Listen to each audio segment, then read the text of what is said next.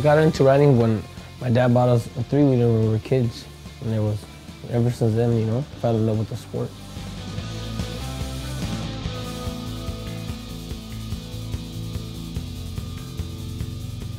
We're out here in Lake LA, and we're going to be taking some pictures of Gilbert on his dirt bike out here in the dunes.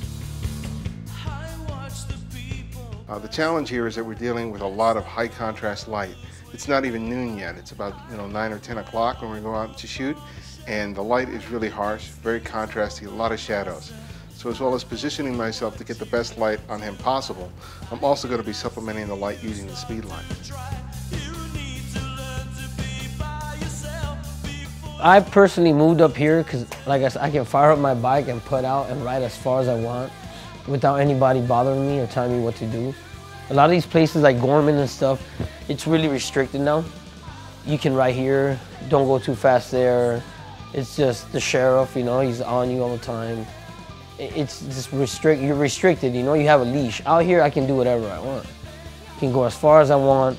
I try, once in a while out here in the desert, you get people in the middle of nowhere.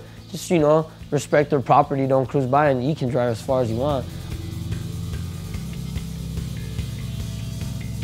Because it's so bright out here, and I'm already shooting at a low ISO, I'm not going to be able to use the standard flash sync speed and still expect a good result for the background.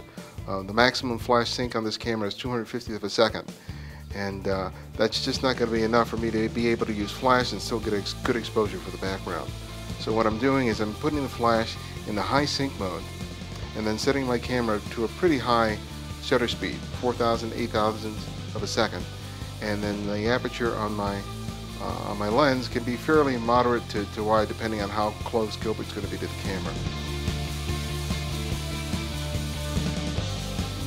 I have a lot of infrared triggers that I could use, but there's just too much light, so I really can't expect it to perform consistently. That's why I'm going to try and use these new Pocket Wizard Mini TTL transmitter and a receiver that allows me to use the Canon speedlights all in TTL.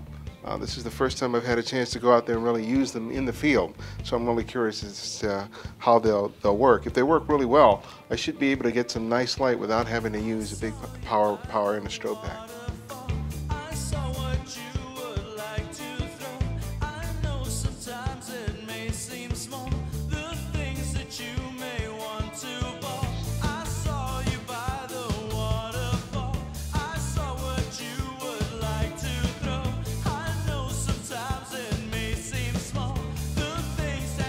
I ride a 250R, two-stroke, which now is like prehistoric because everyone's riding four-stroke now, and they're even banning two-strokes because of pollution, and it's a thing of the past.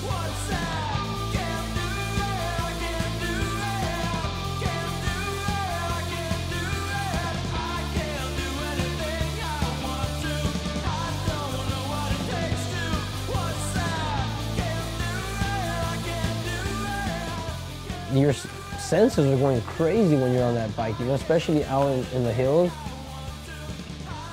It's not the same thing. You never know what you're going to get every day. Every day, one day you're fine, the next day you're in the hospital.